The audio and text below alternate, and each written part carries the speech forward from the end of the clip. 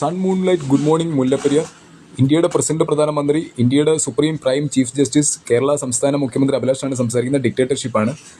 ആദ്യമായി മുല്ലപ്പെരിയാർ ഡാം 2018 പ്രളയം, 2019 പ്രളയം, വയനാട് പ്രളയം ഉൾപ്പെടെ 1999 ഡിസംബർ 31 വാലിഡിറ്റി കഴിഞ്ഞ മുല്ലപ്പെരിയാറിന് ഓരോ നിമിഷവും ഡിജിറ്റൽ ടൈം ട്രാവൽ ടെക്നോളജി ഉപയോഗിച്ച് പ്രളയമില്ലാത്ത ക്ലൈമറ്റ് ആക്കി നൽകി ഇന്നിപ്പോൾ പ്രഖ്യാപിച്ച റെഡ് അലേർട്ട് ഉൾപ്പെടെ വെയിലാക്കി സൺമൂൺ റൊട്ടേറ്റ് ചെയ്യിപ്പിച്ച് വെയിലാക്കി രക്ഷിക്കുന്ന ഡിജിറ്റൽ ടെക്നോളജി ആണ് ഞാൻ കാണിക്കുന്നത്.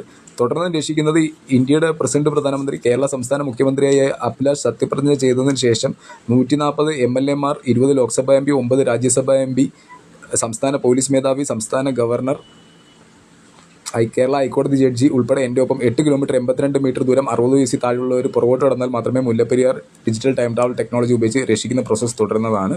അതുകൂടാണ്ട് മുല്ലപ്പെരിയാർ നിർമ്മിച്ചത് 1887. നിർമ്മിച്ചവർ പറഞ്ഞ വാലിഡിറ്റി 50 വർഷം.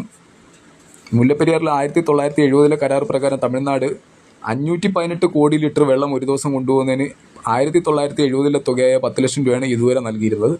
ഇപ്പോൾ 1 ലിറ്റർ വെള്ളം മേടിക്കാനായിട്ട് നമ്മൾ 20 രൂപ കൊടുക്കുന്ന ഇതിന് ചിലവ് വരുന്ന സമയത്ത് തമിഴ്നാടിന് വെള്ളം കൊണ്ടുപോയിട്ട് അവർക്ക് കൃഷിക്കും സൗജന്യ കുടിവെള്ളത്തിനും സൗജന്യ വൈദ്യുതിക്കും ആണ് കൊടുക്കുന്നത്.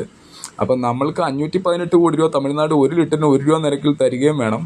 കാര്യം ഈ ഒരു കരാറ് തമിഴ്നാട് തയ്യാറായില്ലെങ്കിൽ തമിഴ്നാടിൻ്റെ മുല്ലപ്പെരിയാർ വെള്ളം ഉപയോഗിക്കുന്ന തേനി, മധുരൈ, ഡിണ്ടിക്കുൾ, ശിവപാർവതിഗംഗ, രാമനാഥപുരം ഉൾപ്പെടെ കേരള സംസ്ഥാനത്ത് യോജിപ്പിക്കാവുന്നതാണ്. കാര്യം നമ്മുടെ കൃഷിജലം കൊണ്ടാണ് അവർ കൃഷി ചെയ്യുന്നത്. അപ്പം ഇത് എല്ലാവർക്കും മനസ്സിലായിട്ടുണ്ടായിരുന്നു. ഡിക്റ്റേറ്റർഷിപ്പാണ്. വളരെ നന്ദി. Thank you.